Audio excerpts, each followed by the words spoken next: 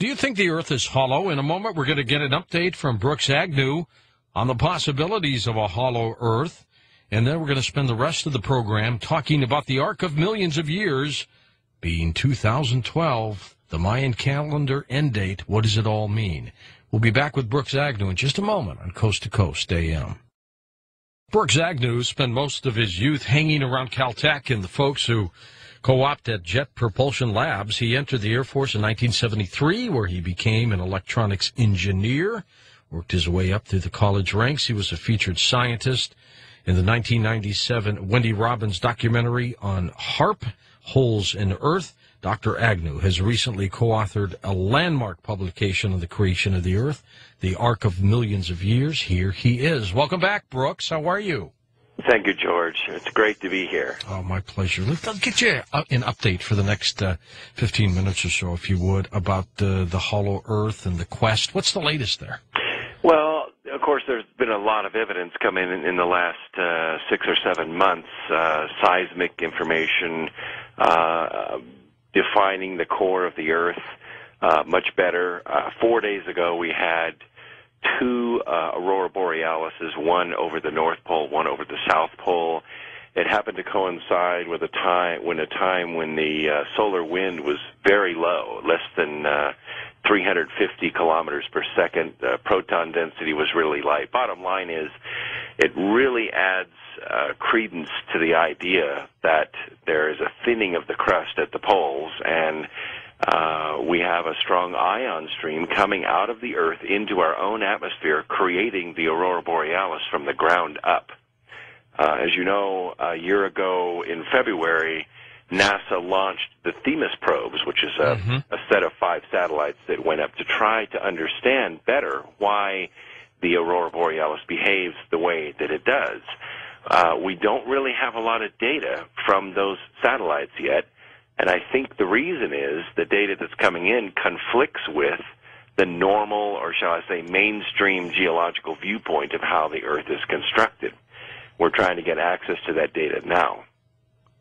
Okay, the trip that you were planning, of course, is on hold for now, but you still would like to go, right? Well, it's scheduled for August of 2009. We were going to go in 2008, but as luck would have it, in 2007 we did a 13-city tour promoting the expedition. Well, it created such popularity that people went and booked the Yamal, which is the nuclear-powered icebreaker, 4 months ahead of schedule. So when it came around time for us to make a move in December or January of 2008 for August of 2008, it was already booked. So we had to postpone until 2009, and it's a good thing we did. We picked up a great producer in Hollywood, and we also picked up a sponsor which is helping us contact corporate sponsors, which will help us retain some of the film rights when we get done with this. Absolutely, because this could be huge if you do find what you're looking for. Well, there are several aspects to this. One is, of course, the global warming aspect, being that the ice caps have really melted back. But it's still a long way to where we want to go. It's not exactly the North Pole. It's way high in the Arctic Circle, and there's really only one ship that can make the journey, and that's this nuclear-powered icebreaker. We've looked at diesel-powered icebreakers, but they just don't have the fuel to get there, spend 7 or 8 days taking measurements, and then get back. And the last thing we want to do is get locked in ice for a year up there, not being able to get back.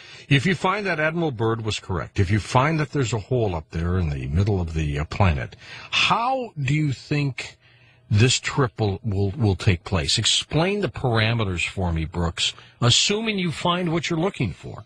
Well, if our calculations are correct and our measurement teams lead us to the right spot, and we find at the very least an opening in the crust deep beneath the ocean where perhaps two oceans are blending and sea life is passing back and forth, and that's the reason we're seeing these million-year-old life forms show up in fishermen's nets all over the planet. That's going to change everything. It's probably going to earn the team that finds that the Nobel Prize in geology or oceanography. But at the very most, if we do find a curvature of the crust and we find something like Edgar Rice Burroughs' hole beneath the fog in the north region, then everything changes. And we will be broadcasting film, or digital anyway, live during the entire 15-day voyage. So what we see, you will see. Now, the curvature would be ever so slight that you really wouldn't notice it as you move along. Would there be then ocean water right into the curve? I mean, it would just keep flowing in, right? Yes, there would. And you're right, the curvature would be so slight because the Earth is the diameter that it is. We only have about 8 or 9 miles of perspective.